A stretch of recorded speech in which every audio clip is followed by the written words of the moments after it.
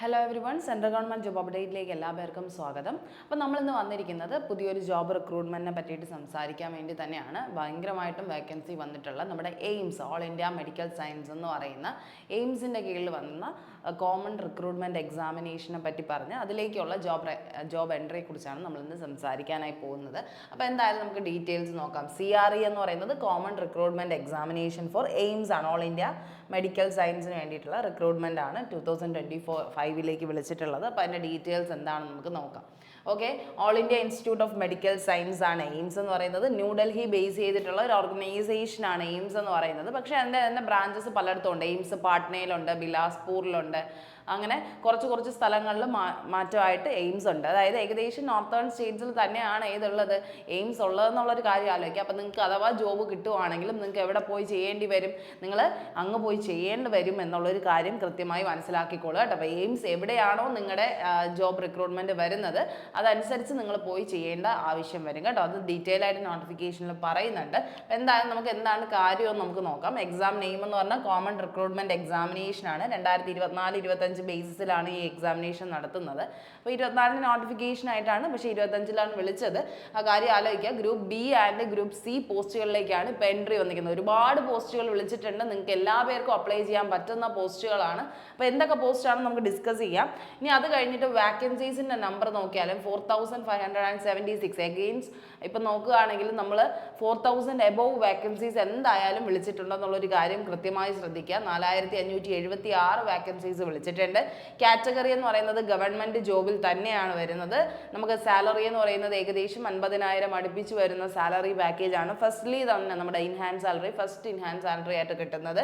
മാത്രമല്ല നിങ്ങൾ എപ്പോഴും ശ്രദ്ധിക്കുക, ഈ എക്സാമിനേഷന് വേണ്ടി നമ്മൾ പ്രിപ്പയർ ചെയ്യുമ്പോൾ കുറച്ച് നമ്മൾ പഠിക്കേണ്ട കാര്യങ്ങൾ കൃത്യമായി പഠിച്ചു പോകുന്നെങ്കിൽ നിങ്ങൾക്ക് ഉറപ്പായിട്ടും ക്വാളിഫൈ ചെയ്യാൻ പറ്റുന്നതാണ്. കാരണം ഇതിൻ്റെ അകത്ത് എന്തുണ്ട്, ട്രേഡിൻ്റെ ടെസ്റ്റ് ഉണ്ട്, സ്കിൽ ടെസ്റ്റ് ഉണ്ട്. അപ്പോൾ നിങ്ങൾ യോഗ്യരായിട്ടുള്ള ഏറ്റവും എഡ്യൂക്കേഷണൽ ക്വാളിഫിക്കേഷൻ ബെസ്റ്റ് ആയിട്ടുള്ളവർ മാത്രമേ എന്ത് ചെയ്യത്തുള്ളൂ, പാസ്സാവത്തുള്ളൂ. സോ ഭയങ്കരമായിട്ട് കോമ്പറ്റീഷൻ ഉണ്ടെന്നുള്ളൊരു കാര്യം പറയാൻ പറ്റില്ല. അതുകൊണ്ട് നിങ്ങൾക്ക് ഡയറക്റ്റ് ആയിട്ട് അപ്ലൈ ചെയ്യാൻ പറ്റും കേട്ടോ. അപ്പോൾ രജിസ്ട്രേഷൻ ഡേറ്റ്സ് വരുന്നത് ജനുവരി 7 തൊട്ട് ജനുവരി 31 വരെയാണെന്നുള്ളൊരു കാര്യം കൃത്യമായി ശ്രദ്ധിച്ചോളുക.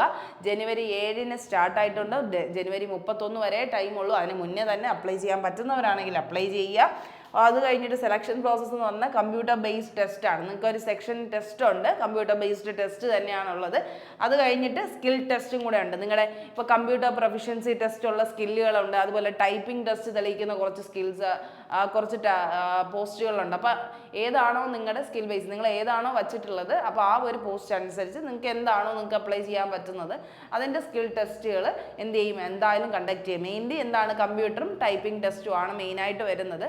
ബാക്കി എന്തൊക്കെയാണെന്ന് നമുക്ക് നോക്കാം. ഒഫീഷ്യൽ വെബ്സൈറ്റ് എന്ന് പറയുന്നത് https://www.am all India medical science exams എന്ന് പറയുന്ന എയിംസ് എക്സാംസ് എന്ന് പറയുന്ന ഇത് തന്നെയാണ് അതിൽ പറഞ്ഞിരിക്കുന്നത് കേട്ടോ. അപ്പോൾ ആ ഒരു സൈറ്റിൽ കയറിയാൽ നിങ്ങൾക്ക് ഡീറ്റെയിൽ ആയിട്ടുള്ള നോട്ടിഫിക്കേഷനും അപ്ലൈ ചെയ്യാനുള്ള കാര്യം എല്ലാം എന്ത് ചെയ്തിട്ടുണ്ട്, അതിൽ ഇട്ടിട്ടുണ്ട്. അപ്പോൾ എന്തായാലും നമുക്ക് ഇവൻ്റെ കാര്യം നിങ്ങൾ മനസ്സിലാക്കിക്കോളാം. നോട്ടിഫിക്കേഷൻ വന്നത് ജനുവരി 7-നാണ്. ആപ്ലിക്കേഷൻ ഫോമും ഫീ പേയ്മെൻറ്റ് 7 to 31 ജനുവരി വരെയാണ് വെച്ചിട്ടുള്ളത്.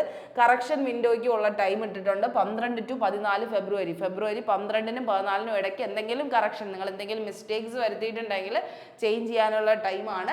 അത് കഴിഞ്ഞ് അഡ്മിറ്റ് കാർഡ് റിലീസ് എന്ന് പറയുന്നത് 3rd week of ഫെബ്രുവരി. ഇതെല്ലാം കറക്ഷനൊക്കെ കഴിഞ്ഞിട്ട് ഏകദേശം 3-4 ആഴ്ചയാകുമ്പോൾ, ഫെബ്രുവരിയുടെ 3-ാമത്തെയോ 4-ാമത്തെ ആഴ്ചയാകുമ്പോൾ തന്നെ അഡ്മിറ്റ് കാർഡും റിലീസ് ആവും. നിങ്ങൾ കറക്റ്റ് ആണോ എന്ന് ചെയ്തതെന്നൊക്കെ ഉള്ള നിങ്ങളുടെ ആപ്ലിക്കേഷൻ ഫോം റിലീസ് ആവുമെന്നാണ് പറയുന്നത്.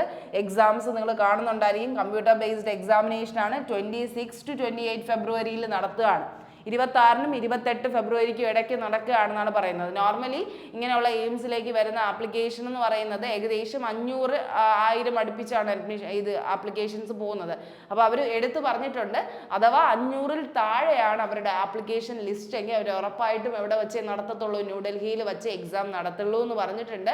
ഇല്ലാന്നുണ്ടെങ്കിൽ നമുക്ക് എല്ലായിടത്തും എല്ലാ സ്റ്റേറ്റ്സിലും സെൻറ്റർ കൊടുക്കുമെന്ന് അവരെടുത്ത് പറയുന്നുണ്ട്. 500-ൽ കൂടുതലാണ് അവർക്ക് വന്നിട്ടുള്ള ആപ്ലിക്കേഷൻ ഫോം എങ്കിൽ ഉറപ്പായിട്ടും അവർ ഓൾ സ്റ്റേറ്റ്സിലും അവരെന്ത് ചെയ്യും, സെൻറ്റേഴ്സ് ഇടുമെന്ന് എടുത്ത് പറഞ്ഞിട്ടുണ്ട് കേട്ടോ നോട്ടിഫിക്കേഷനിൽ. അപ്പോൾ നമ്മൾ നോട്ടിഫിക്കേഷൻ പിൻ ചെയ്തിരിക്കാം. കൂടുതൽ ഡീറ്റെയിൽസ് എന്തെങ്കിലും വേണമെങ്കിൽ നിങ്ങൾക്ക് അതിൽ നോക്കി മനസ്സിലാക്കാവുന്നതാണ്. അപ്പോൾ നിങ്ങൾ ശ്രദ്ധിക്കുക, നിങ്ങളുടെ എക്സാം വരുന്നത് ഫെബ്രുവരി 26-നും 28-നും ഇടയ്ക്കാണ്. റിസൾട്ട് റിലീസ് എന്ന് പറയുന്നത് മാർച്ചിലാണ്. ഏകദേശം അടുത്തടുത്ത് എല്ലാം നടന്നു പോവുകയാണ്. ജനുവരിയിൽ ആപ്ലിക്കേഷൻ നടക്കുന്നു, ഫെബ്രുവരി ആകുമ്പോൾ നമ്മുടെ എക്സാം നടക്കുന്നു, മാർച്ച് ആകുമ്പോൾ റിസൾട്ട് ആവുന്നു. അത്രയും ഫാസ്റ്റ്ലി ആയിട്ടാണ് എയിംസ് എന്ത് ചെയ്യുന്നത്, ഈ ഒരു എക്സാമിനേഷൻ കണ്ടക്ട് ചെയ്ത് ജോബ് റിക്രൂട്ട് ചെയ്യുന്നതെന്ന കാര്യം ആലോചിക്കുക. അപ്പോൾ ആപ്ലിക്കേഷൻ ഫീസ് ആണ് പിന്നെ നമ്മളെ ഏറ്റവും കൂടുതൽ ഞെട്ടിക്കുന്ന ഒരു കാര്യം. കാരണം അത്രയും ആൾക്കാർ, അത്രയും പഠിച്ചു എന്ന് ഉറപ്പുള്ളവർ മാത്രമേ അപ്ലൈ ചെയ്യൂ, അത്രയും ക്വാളിഫിക്കേഷൻ ഉള്ളവർ മാത്രമേ അപ്ലൈ ചെയ്യുള്ളൂ. ജനറൽ OBC കാൻഡിഡേറ്റ്സിനാണെങ്കിൽ 3000 റുപ്പീസും SC/ST EWS കാൻഡിഡേറ്റ്സിനാണെങ്കിൽ 2400 റുപ്പീസുമാണ് വരുന്നത് കേട്ടോ. അപ്പോൾ ഭയങ്കരമായിട്ടുള്ള റിഡക്ഷൻ ഒന്നുമില്ല. ജനറൽ OBCക്ക് എന്ന് പറഞ്ഞാൽ 3000 രൂപയും SC/ST EWSനാണെങ്കിൽ 2400 രൂപയും. PWD ഡിസബിലിറ്റി കാൻഡിഡേറ്റ്സിന് മാത്രമാണ് എക്സംപ്റ്റഡ് ആയിട്ട് പറയുന്നത് കേട്ടോ, അവർക്ക് ഫീസ് അടയ്ക്കേണ്ട എന്ന് പറയുന്നത്. ഇനി എയിംസിന്റെ എക്സാം പാറ്റേൺ ഒന്ന് ശ്രദ്ധിച്ചോളുക. 100 ക്വസ്റ്റ്യൻസ് ആണ് വരുന്നത്. 100 ക്വസ്റ്റ്യൻസ് ആണ് നമുക്ക് റിട്ടൺ ആ ഒരു ഓൺലൈൻ എക്സാമിനേഷന് വരുന്നത്.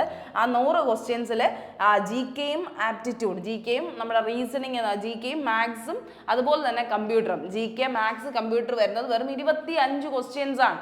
GKയും മാത്സും കമ്പ്യൂട്ടറും കൂടെ നോക്കുമ്പോൾ 25 ക്വസ്റ്റ്യൻസ്. നമ്മൾ നോർമലി പഠിക്കുന്ന ആ ഒരു ലെവൽ ഓഫ് ക്വസ്റ്റ്യൻസ് തന്നെ ആയിരിക്കും വരുന്നത്. GKയുടെ കറണ്ട് അഫയേഴ്സ് റിലേറ്റഡ് ആയിട്ടുള്ള international events, national events related ആയിട്ടുള്ള ക്വസ്റ്റ്യൻ ആയിരിക്കും GK എന്ന് വരുന്നത്. കമ്പ്യൂട്ടർ നിങ്ങൾക്ക് അത്യാവശ്യം പ്രൊഫിഷ്യൻസി, ഓരോ നമ്മുടെ MS വേർഡും MS-ന്റെ തന്നെ പല പല സോഫ്റ്റ്വെയർസിന്റെ കാര്യങ്ങളും ഓപ്പറേറ്റിംഗ് സിസ്റ്റത്തിന്റെ കാര്യമൊക്കെ കൃത്യമായിട്ട് അറിഞ്ഞിരിക്കുക. പിന്നെ ആപ്റ്റിറ്റ്യൂഡ് എന്ന് പറഞ്ഞാൽ മാത്സിന്റെ 2-3 കണക്കുകളും കൂടെ കാണും. നിങ്ങൾക്ക് നോർമലി ഉള്ള കാൽക്കുലേഷൻസ് അറിയാമോ എന്നുള്ള ഒരു ഇതിന് വേണ്ടിയായിട്ട്. അപ്പോൾ 25 ക്വസ്റ്റ്യൻസ് ആണ് അതിൽ നിന്ന് വരുന്നത്. 25 ക്വസ്റ്റ്യൻസിന് എത്രയാണ്, 4 മാർക്ക് വെച്ച് 100 മാർക്കിനാണ് അത് വരുന്നത് കേട്ടോ, 100 മാർക്ക്. അപ്പോൾ ടോട്ടൽ നമ്മുടെ 100 ക്വസ്റ്റ്യനിൽ 25 സെക്ഷൻ എന്താണ്, GK ആപ്റ്റിറ്റ്യൂഡ് കമ്പ്യൂട്ടർ. ബാക്കിയുള്ള 75 ക്വസ്റ്റ്യൻസ് എന്തിൽ നിന്നാണ് വരുന്നതെന്ന് ചോദിച്ചു കഴിഞ്ഞാൽ നിങ്ങളുടെ റിലേറ്റഡ് സബ്ജക്ട്, നിങ്ങളുടെ ട്രേഡ് ഡൊമൈൻ ഏതാണോ, നിങ്ങൾ ഏതാണോ പഠിച്ചത്. ഇപ്പോൾ എഞ്ചിനീയറിംഗിന് വേണ്ടിയിട്ടുള്ള പോസ്റ്റ് ഉണ്ട്, അക്കൗണ്ടൻസി പഠിച്ചവർക്കുള്ള പോസ്റ്റ് ഉണ്ട്, BSc പഠിച്ചവർക്കുള്ള പോസ്റ്റ് ഉണ്ട്. അങ്ങനെ ഓരോ സെക്ഷൻ ഓഫ് പോസ്റ്റ് പഠിച്ചവർക്കായിട്ടുണ്ട്, നഴ്സിംഗ് പഠിച്ചവർക്ക് പോസ്റ്റ് ഉണ്ട്. അപ്പോൾ അവരുടേതായിട്ടുള്ള സബ്ജക്റ്റുകളായിരിക്കും എന്ത് വരുന്നത്, ഈ ഡൊമൈൻ ലാംഗ്വേജിൽ വരുന്നത്. അപ്പോൾ റിലേറ്റഡ് സബ്ജക്റ്റ് എന്ന് പറഞ്ഞാൽ നിങ്ങൾ ഏത് പോസ്റ്റിനാണോ അപ്ലൈ ചെയ്തത് ആ പോസ്റ്റിനുള്ള എക്സാം ആയിരിക്കും നിങ്ങൾക്ക് എന്ത് വരുന്നത്, എക്സാമിൻ്റെ സബ്ജക്റ്റ് ആയിരിക്കും അവിടെ വരുന്നത് എന്നുള്ളൊരു കാര്യം ആലോചിക്കുക കേട്ടോ. എഞ്ചിനീയറിംഗ് സബ്ജക്റ്റുകാരാണെങ്കിൽ ഏതാണോ പഠിച്ചത് അതായിരിക്കും വരുന്നത്. അപ്പോൾ 75 ക്വസ്റ്റ്യൻസ് അങ്ങനെയാണ് വരുന്നത്. അങ്ങനെ 100 ക്വസ്റ്റ്യൻസും വെച്ചിട്ടാണ് എന്ത് വരുന്നത്, × 4 എന്ന് പറഞ്ഞ രീതിയിലാണ് മാർക്ക് പോകുന്നത്. × 4 ആണ് കേട്ടോ. 4 മാർക്കാണ് ഒരു ക്വസ്റ്റ്യന് വരുന്നത്. 4 മാർക്കാണ് കറക്റ്റ് ആൻസറിന്. പെനാൽറ്റി ഓഫ് 1/4 ആണ് കേട്ടോ. ഇതിൽ 1 ആണ് കൊടുത്തിരിക്കുന്നത്, 1/4 ആണ്. 4 ക്വസ്റ്റ്യൻ തെറ്റിയാൽ 1 മാർക്ക് പോകും. അത്രയും പെനാൽറ്റി കുറവായിട്ടാണ് അവർ കൊടുത്തിരിക്കുന്നത്. അപ്പം ഭയങ്കരമായിട്ടുള്ള നെഗറ്റീവ്സ് ഒന്നും നിങ്ങൾക്ക് ധൈര്യമായിട്ട് അപ്ലൈ ചെയ്യാൻ, നമുക്ക് എന്ത് ചെയ്യാൻ പറ്റുന്ന ഒരു ഇതാണ്. കാരണം 4 ക്വസ്റ്റ്യൻ തെറ്റുമ്പോൾ 1 മാർക്കും, ഒരു ക്വസ്റ്റ്യന് 4 മാർക്കും വെച്ചിട്ടാണ് അവർ തരുന്നത്. അത് അത്യാവശ്യം ഓക്കെയാണ്, നമുക്ക് ചെയ്യാൻ പറ്റുന്ന കാര്യമാണ്. അപ്പം നിങ്ങൾ മാക്സിമം നിങ്ങൾ എന്ത് ചെയ്യുക, ഒരു ടൈം എന്ന് പറയുന്നത് 90 മിനിറ്റ്സ് ആണ് കേട്ടോ. 90 മിനിറ്റ്സ്, 1.5 മണിക്കൂറിലാണ് 100 ക്വസ്റ്റ്യൻസ് ചെയ്യേണ്ടത്. ലാവിഷ് ആയിട്ടുള്ള ഒരു ടൈമാണ്. നിങ്ങൾ പഠിക്കുകയാണെങ്കിൽ ഉറപ്പായിട്ട് നിങ്ങൾക്ക് ക്രാക്ക് ചെയ്യാൻ പറ്റുന്ന കാര്യമാണ്. മീഡിയം ഓഫ് എക്സാമിനേഷൻ ഇംഗ്ലീഷും ഹിന്ദിയിലുമാണ്, നമ്മൾ ഇംഗ്ലീഷിലാണ് എഴുതാറുള്ളത് കേട്ടോ. അപ്പം 100 ക്വസ്റ്റ്യന് 400 മാർക്ക് എന്ന രീതിയിലാണ് വരുന്നത് കേട്ടോ, 400 മാർക്ക് എന്ന രീതിയിൽ. അപ്പോൾ നിങ്ങൾ മാക്സിമം അതിനു വേണ്ടി പഠിക്കുന്നവരാണെങ്കിൽ ട്രൈ ചെയ്യുക കേട്ടോ. ഇനി അടുത്ത് നമ്മുടെ പോസ്റ്റുകൾ അറിയാം, എന്തൊക്കെ വാക്കൻസിയാണ് വരുന്നതെന്ന് അറിഞ്ഞാലല്ലേ നിങ്ങൾക്ക് അപ്ലൈ ചെയ്യാനായിട്ട് പറ്റുള്ളൂ. അപ്പോൾ അതൊന്ന് ശ്രദ്ധിക്കുക. നമ്മുടെ പോസ്റ്റുകൾ എന്ന് പറഞ്ഞാൽ ഒന്നാമത്തെ main post assistant dietician demonstrated dietetics and nutrition എന്ന് പറയുന്ന പോസ്റ്റാണ്. നമ്മൾ ഈ പറയുന്ന ഒരുപാട് പേര് ഡയറ്റീഷ്യൻ പഠിച്ചവർ കാണും, MSc ഹോം സയൻസ് പോലെയുള്ള സബ്ജക്റ്റുകൾ പഠിച്ചവരാണെങ്കിൽ നിങ്ങൾക്കുള്ള ചാൻസ് ആണ് ഏതെന്ന് പറയുന്നത് assistant dietician demonstrated dietetics and nutrition പഠിച്ചത്. പക്ഷേ MSc വേണം. ഇതെല്ലാം എന്താണ്, സ്പെഷ്യലൈസ്ഡ് പോസ്റ്റുകളാണ്. അതുകൊണ്ട് തന്നെ ഗ്രാജുവേഷൻ്റെ മെയിൻ ഇമ്പോർട്ടൻസ് ചില പോസ്റ്റുകൾക്കുണ്ട്. അത് മാത്രമല്ല എക്സ്പീരിയൻസും വേണ്ടി വരും. ചില പോസ്റ്റുകൾക്ക് മസ്റ്റായിട്ട് എക്സ്പീരിയൻസ് വേണം. 2 വർഷമോ 5 വർഷമോ 3 വർഷത്തിൻ്റെ എക്സ്പീരിയൻസ് എങ്കിലും അവർ ചോദിക്കും. ബട്ട് സ്റ്റിൽ നമുക്ക് അപ്ലൈ ചെയ്യാൻ പറ്റുന്നവരാണെങ്കിൽ ജസ്റ്റ് ഒന്ന് കംപ്ലീറ്റ്ലി വായിച്ച് നോക്കിയിട്ട് നിങ്ങൾ എന്ത് ചെയ്യുക, അപ്ലൈ ചെയ്യാനായിട്ട് നോക്കുക കേട്ടോ. അപ്പോൾ അസിസ്റ്റന്റ് ഡയറ്റീഷ്യന് 24 വാക്കൻസിയാണ് വന്നിട്ടുള്ളത്. MSc ഡയറ്റീഷ്യൻ പഠിച്ചവർക്ക് മാത്രം, അല്ലെങ്കിൽ ഡിപ്ലോമ ഡയറ്റീഷ്യനിൽ എടുത്തവർക്ക് മാത്രമേ അപ്ലൈ ചെയ്യാൻ പറ്റുള്ളൂ. അതുപോലെ assistant administrative officer executive assistant junior എന്ന് പറയുന്ന ഒരു പോസ്റ്റ് ഉണ്ട്. അത് 89 വാക്കൻസീസ് ആണ് ഉള്ളത്. അപ്പോൾ നമുക്ക് ജസ്റ്റ് ഒന്ന് നോക്കാം. ഇങ്ങനെയാണ് വരുന്നത് കേട്ടോ. അപ്പോൾ നിങ്ങൾ നിങ്ങളുടെ PDF നമ്മൾ അവൈലബിൾ ആക്കിയിട്ടുണ്ട്. അപ്പോൾ അതിൽ കയറി നിങ്ങൾക്ക് കുറച്ചും കൂടി ഡീറ്റെയിൽ ആയിട്ട് നോക്കണമെങ്കിൽ അതിൽ കയറി നോക്കാവുന്നതാണ്. അപ്പോൾ നമ്മൾ ജസ്റ്റ് ഒന്ന് പറയുകയാണ്, അസിസ്റ്റന്റ് ഡയറ്റീഷ്യൻ അല്ലെങ്കിൽ ഡെമോൺസ്ട്രേറ്റർ ആവണമെങ്കിൽ നിങ്ങൾക്ക് എന്ത് വേണം, degree in nutrition and dietetics വേണം, MSc ഡിഗ്രിയാണ് കേട്ടോ, മാസ്റ്റേഴ്സ് തന്നെ വേണം നിങ്ങൾക്ക് ന്യൂട്രീഷൻ അല്ലെങ്കിൽ ഡയറ്ററ്റിക്സിൽ. ഒപ്പം ഏജ് ലിമിറ്റ് എത്രയാണ്? 18 to 35 ഇയേഴ്സ് വരെ ഉള്ളവർക്ക് അപ്ലൈ ചെയ്യാം. ഇതൊരു ജസ്റ്റ് ഒരു ഫോർമാറ്റ് പോലെ നിങ്ങൾ മനസ്സിലാക്കാൻ പറയുന്നതാണ്. നിങ്ങൾ ശ്രദ്ധിക്കേണ്ട കാര്യം ഏജ് ലിമിറ്റും നിങ്ങളുടെ ക്വാളിഫിക്കേഷനും, ഈ രണ്ട് സാധനങ്ങളും വച്ചിട്ട് വേണം നിങ്ങൾ എന്ത് ചെയ്യാൻ, അപ്ലൈ ചെയ്യാൻ, പോസ്റ്റിന് വേണ്ടി അപ്ലൈ ചെയ്യുക. ഇത്ര എമൗണ്ട് നിങ്ങൾ കൊടുക്കുന്നതാണ്, അതുകൊണ്ട് നോക്കിയും കണ്ടിട്ട് മാത്രം എന്ത് ചെയ്യുക, അപ്ലൈ ചെയ്യുക കേട്ടോ. അപ്പോൾ അസിസ്റ്റന്റ് ഡയറ്റീഷ്യനാണ് നിങ്ങൾ, ഒരു പോസ്റ്റിന് മാത്രമേ കൊടുക്കാവൂ. അപ്പോൾ ഒരു പോസ്റ്റിന് കൊടുക്കാവൂ എന്ന് പറഞ്ഞാൽ എക്സാം വരുന്നത് എങ്ങനെയാണെന്ന് അറിയില്ല. അപ്പോൾ 2 പോസ്റ്റിനൊക്കെ വെച്ച് കഴിഞ്ഞാൽ നിങ്ങൾക്ക് ഭയങ്കരമായിട്ടും പാട് വരും. അതുകൊണ്ട് ഒറ്റ പോസ്റ്റിന് കൊടുക്കുക, നിങ്ങൾക്ക് ഏറ്റവും യോഗ്യമായിട്ട് തോന്നുന്നത് മാത്രം കൊടുക്കുക. ഏജ് ലിമിറ്റ് 18 to 35 ഇയേഴ്സ് ആണ്. അപ്പോൾ ഇതിൻ്റെ കൂടെ എപ്പോഴും നിങ്ങൾ മനസ്സിലാക്കുക, എല്ലാത്തിനും റിലാക്സേഷൻ ഉണ്ട് കേട്ടോ. ഇപ്പോൾ നിങ്ങളിപ്പോൾ ഇതിൻ്റെ PDF വായിക്കുമ്പോഴും ശ്രദ്ധിക്കുക. SC STക്ക് ആണെങ്കിൽ എത്രയാണ്? 5 വർഷത്തിൻ്റെ റിലാക്സേഷൻ ഉണ്ടാവും. OBCക്ക് ആണെങ്കിൽ 3 വർഷത്തിൻ്റെ റിലാക്സേഷൻ ഉണ്ടാവും. PWD കാൻഡിഡേറ്റ്സിനാണെങ്കിൽ ഏകദേശം 10 വർഷത്തിൽ മുകളിൽ ഇതുണ്ടായിരിക്കും.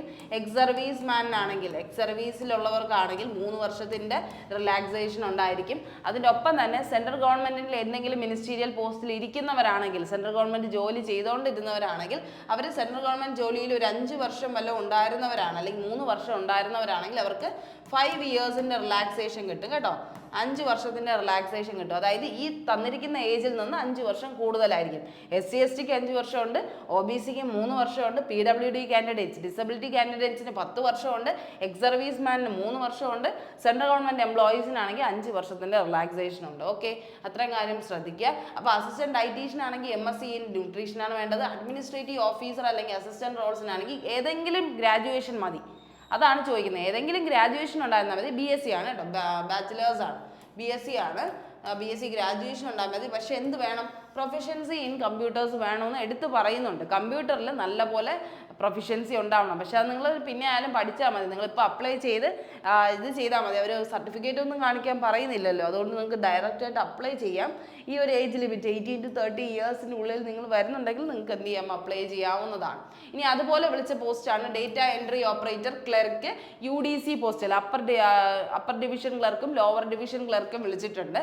അപ്പോൾ അത് നിങ്ങൾ ശ്രദ്ധിക്കുക. അപ്പോൾ ഈ വിളിച്ചിട്ടുള്ള പോസ്റ്റുകൾ നിങ്ങൾ കാണുന്നുണ്ടായിരിക്കും. Data entry operator, junior administrative assistant, lower division clerk, senior administrative assistant, UDC upper division clerk എന്നൊക്കെ പറഞ്ഞ് 211 വേക്കൻസി വിളിച്ചിട്ടുണ്ട്. അപ്പോൾ നിങ്ങൾ വേക്കൻസി അനുസരിച്ച് അപ്ലൈ ചെയ്യുക കേട്ടോ. 211 വേക്കൻസി ഉണ്ട്. അസിസ്റ്റന്റിനും എന്തുണ്ട്? 89 വേക്കൻസി ഉണ്ട്. കമ്പ്യൂട്ടർ പറഞ്ഞാൽ മതി, നിങ്ങൾക്ക് എന്ത് ഉണ്ടായിരുന്നാൽ മതി, ഒരു ബാച്ചിലേഴ്സ് ഡിഗ്രി ഉണ്ടായിരുന്നാലും മതി. അപ്പോൾ നിങ്ങൾക്ക് അത് അപ്ലൈ ചെയ്യാൻ പറ്റും. ഈ ഡേറ്റ എൻട്രി ഓപ്പറേറ്റർ ഗ്രേഡിനാണെങ്കിൽ നിങ്ങൾ മനസ്സിലാക്കിക്കോളുക, ഇതെല്ലാം എന്താണ്? ക്ലറിക്കൽ പോസ്റ്റ് ആണ്. ക്ലറിക്കൽ പോസ്റ്റ് ആയതുകൊണ്ട് ടൈപ്പിംഗ് സ്കിൽ അറിഞ്ഞിരിക്കണം. നിങ്ങൾക്ക് ഇത്ര സ്പീഡ് വെച്ച് നിങ്ങൾക്ക് ടൈപ്പിംഗ് ഉണ്ടായിരിക്കണം. സ്പീഡ്സ് പെർ മിനിറ്റ് നിങ്ങൾക്ക് ടൈപ്പ് ചെയ്യാൻ അറിയണം. അതുകൊണ്ട് അതിന് എന്തുണ്ടായിരിക്കും? സ്കിൽ ടെസ്റ്റും ഉണ്ടായിരിക്കും, കമ്പ്യൂട്ടർ പ്രൊഫഷൻസി ടെസ്റ്റും ഉണ്ടായിരിക്കും. അതുകൊണ്ട് മസ്റ്റായിട്ട് ഇങ്ങനെയുള്ള ഒരു പോസ്റ്റിന് അപ്ലൈ ചെയ്യുമ്പോൾ നിങ്ങൾക്ക് അതിന് എക്സ്പീരിയൻസ് ഉണ്ടോ എന്ന് കൃത്യമായി മനസ്സിലാക്കിക്കൊള്ളുക. ഇപ്പോൾ ഡേറ്റ എൻട്രി ഓപ്പറേറ്ററിനാണെങ്കിൽ നമുക്ക് UDCക്ക് ആണെങ്കിൽ 21 to 30 വയസ്സ് വരെ ഉള്ളവർക്ക് അപ്ലൈ ചെയ്യാം. UDC അപ്പർ ഡിവിഷൻ ആയതുകൊണ്ട്. ലോവർ ലിമിറ്റ് ആയതുകൊണ്ട് 18 to 27 ഇയേഴ്സ് വരെയുള്ളവർക്കാണ് അപ്ലൈ ചെയ്യാൻ പറ്റുന്നത്. ഏജ് ലിമിറ്റ് 18 to 27 ഇയേഴ്സ് വർക്കാണ് LDC അല്ലെങ്കിൽ ഡേറ്റ എൻട്രി ഓപ്പറേറ്റർ പോലെയുള്ള ക്ലറിക്കൽ ലോവർ ഡിവിഷൻ ക്ലർക്കിനെയൊക്കെ അപ്ലൈ ചെയ്യാൻ പറ്റുന്നത്. അപ്പർ ഡിവിഷന് മാത്രമേ 21 to 30 ഇയേഴ്സ് ചോദിക്കുന്നുള്ളൂ കേട്ടോ. ഇനി അടുത്ത 12th pass and skill test norms on computer typing സ്പീഡാണ് അവരെന്ത് ചെയ്യുന്നത്, മെയിനായിട്ട് പറയുന്നത്. ഡേറ്റ എൻട്രി ഓപ്പറേറ്ററിന് 12ാം ക്ലാസ് മാത്രം മതി, പക്ഷേ എന്തും കൂടെ വേണം. നിങ്ങൾക്ക് സ്കിൽ ടെസ്റ്റ് ഉണ്ടായിരിക്കണം കമ്പ്യൂട്ടർ ടൈപ്പിംഗ് സ്പീഡിൽ. അതുകൊണ്ട് നിങ്ങൾ ടൈപ്പിംഗ് പഠിച്ചവരോ അങ്ങനത്തെ എന്തെങ്കിലും കോഴ്സസ് റിലേറ്റഡ് ചെയ്തവരാണെങ്കിൽ നിങ്ങൾക്ക് കുറച്ചും കൂടെ കോൺഫിഡൻസ് ഉള്ളവരാണ്, നിങ്ങൾക്ക് പറ്റുമെന്ന് തോന്നുന്നു. അല്ലെങ്കിൽ ഇതുപോലത്തെ കമ്പ്യൂട്ടർ സെൻറ്റേഴ്സിലൊക്കെ വർക്ക് ചെയ്തവരാണ്, ഇങ്ങനെ കമ്പ്യൂട്ടർ ഫീൽഡിൽ വർക്ക് ചെയ്തവരാണെങ്കിൽ നിങ്ങൾക്ക് ഡയറക്റ്റായിട്ട് അപ്ലൈ ചെയ്യാം കേട്ടോ. ഇനി അത് കഴിഞ്ഞിട്ട് എഞ്ചിനീയറിങ്ങിനാണെങ്കിൽ civil, electrical and AC mechanics എന്ന് പറയുന്ന റെഫ്രിജറേറ്റർ AC മെക്കാനിക്സിന് വേണ്ടിയിട്ടുള്ള എഞ്ചിനീയേഴ്സിനെ അവർ സെലക്ട് ചെയ്യുന്നുണ്ട്. അപ്പോൾ അത് നിങ്ങൾക്ക് വേണ്ട എന്താണ്, 21 to 30 വയസ്സ് വരെയുള്ളവർക്ക് അപ്ലൈയും ചെയ്യാം.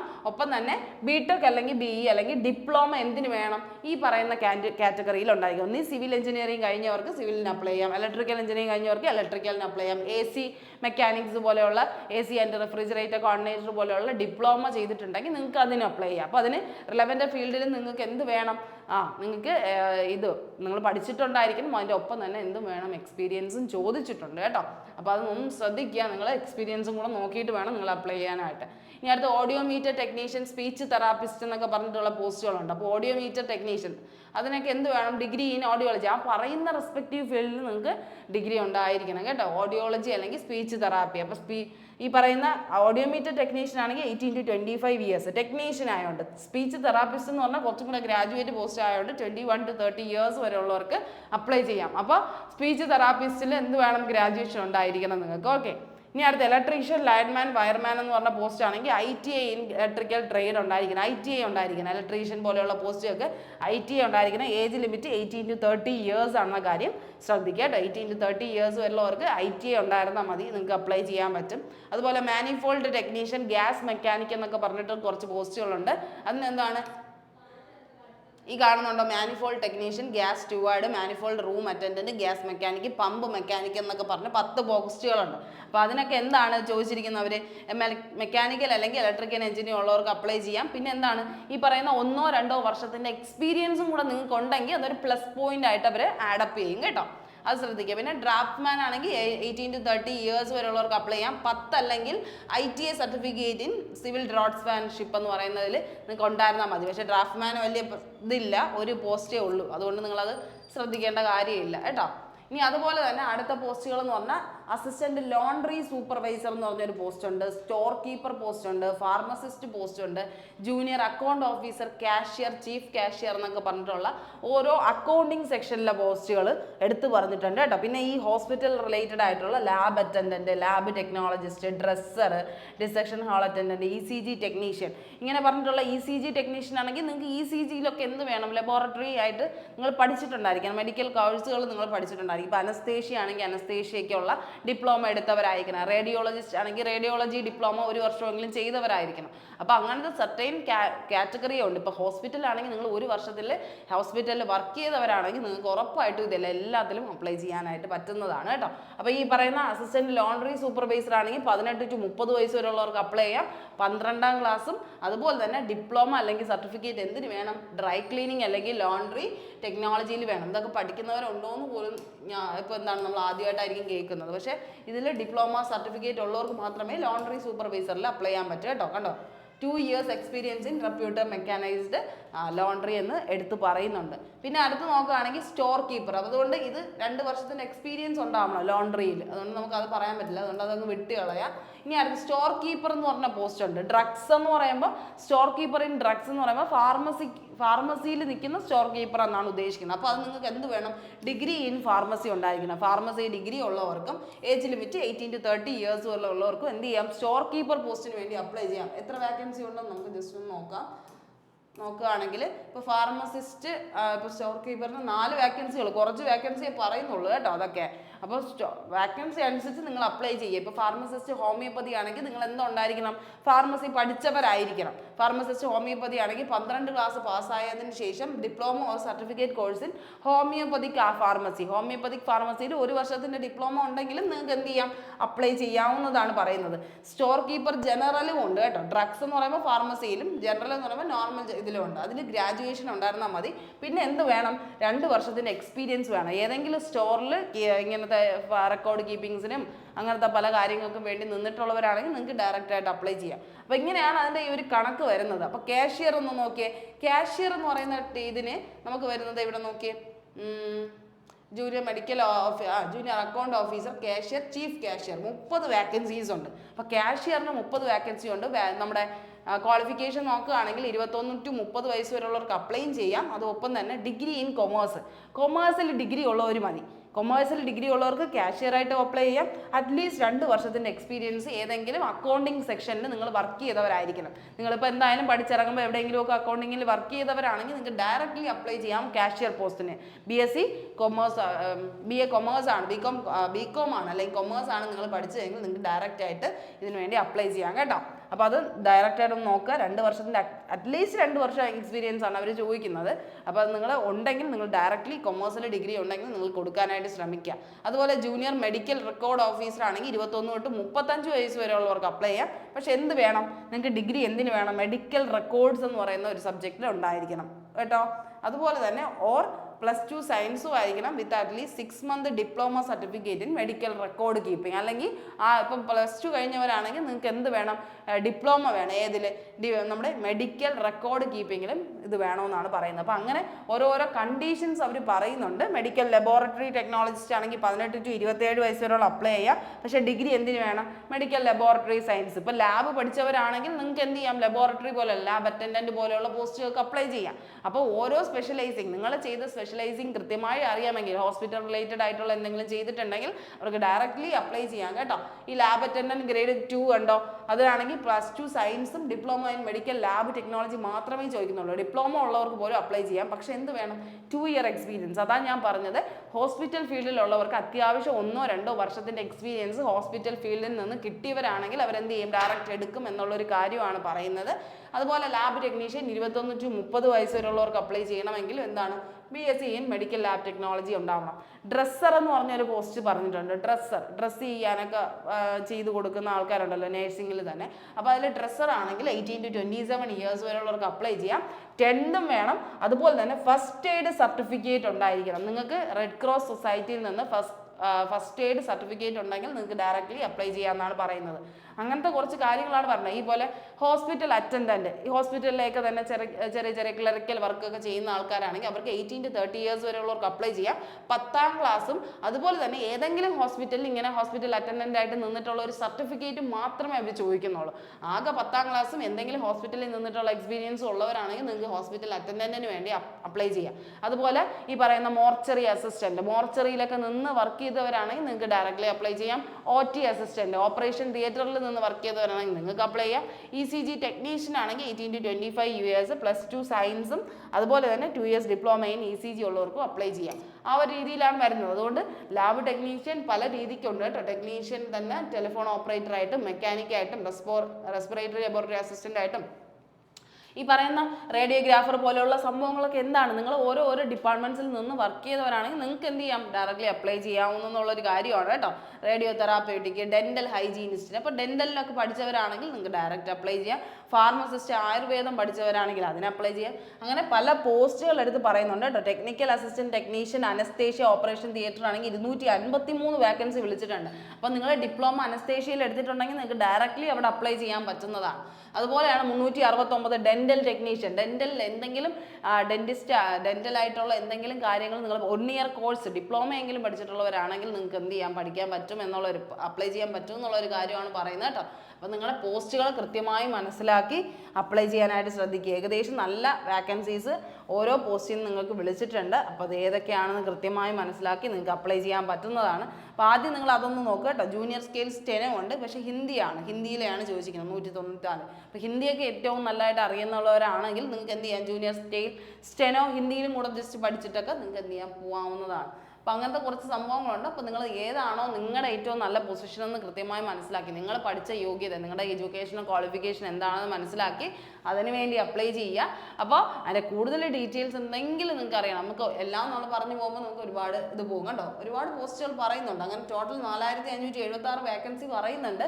ഏകദേശം നല്ല സെറ്റ് ഓഫ് പ്ലംബർ ഉണ്ട്, പെയിൻറ്റർ ഉണ്ട്, വർക്ക്ഷോപ്പ് അസിസ്റ്റൻ്റ്, അങ്ങനെ പല രീതിക്കുള്ള പോസ്റ്റുകൾ പറയുന്നുണ്ട്. അപ്പോൾ നിങ്ങൾക്ക് ഏതാണ് ഏറ്റവും ബെസ്റ്റായിട്ട് തോന്നുന്നത്? ഇപ്പോൾ കണ്ടോ, coding clerk, medical record technician, coding ഒക്കെ പഠിച്ചവർക്കൊക്കെ ആണെങ്കിൽ അങ്ങനെയും അപ്ലൈ ചെയ്യാം. അപ്പോൾ അങ്ങനെ പല രീതിക്കുള്ള പോസ്റ്റുകൾ വരുന്നുണ്ട്. അപ്പോൾ നമ്മൾ എല്ലാം പറഞ്ഞു നിൽക്കുന്നില്ലെന്നേ ഉള്ളൂ. പക്ഷേ എന്താണ് നിങ്ങൾ മനസ്സിലാക്കേണ്ട, എല്ലാത്തിനും അതിൻ്റേതായ സ്പെസിഫിക് ക്വാളിഫിക്കേഷൻ ഉണ്ട്. അപ്പോൾ നിങ്ങൾക്ക് പറ്റുമെന്നുണ്ടെങ്കിൽ ഉറപ്പായിട്ടും പഠിക്കാനും റെഡി ആണെങ്കിൽ അത്രയും എമൗണ്ട് കൊടുത്ത് അപ്ലൈ ചെയ്യാനായിട്ട് ശ്രദ്ധിക്കുക. അപ്പോൾ അതിൻ്റെ കൂടുതൽ ഡീറ്റെയിൽസ് വേണമെങ്കിൽ നിങ്ങൾക്ക് നമ്മൾ താഴെ പിൻ ചെയ്തിരിക്കാം PDF.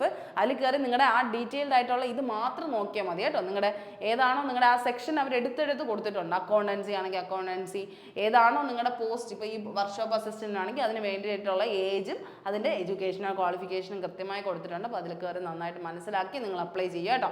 ടൈമുണ്ട്, മനസ്സിലാക്കിയിട്ട് മാത്രം അപ്ലൈ ചെയ്യുക. ഏറ്റവും കൂടുതൽ ശ്രദ്ധിക്കേണ്ടത് എയിംസ് ആണ്. എയിംസ് ആകുമ്പോൾ നമുക്ക് ആകെ ഈ പറയുന്ന സൗത്തിലോട്ട് നോക്കുകയാണെങ്കിൽ ആകെ ആന്ധ്രാപ്രദേശ്, അവിടെ മാത്രമാണ് നമുക്കൊരു എയിംസിൻ്റെ ഒരു ഇൻസ്റ്റിറ്റ്യൂട്ട് ഉള്ളത്. ബാക്കിയെല്ലാം എവിടെയാണ്? നോർത്തേൺ സ്റ്റേറ്റ്സിലാണ് വരുന്നത്.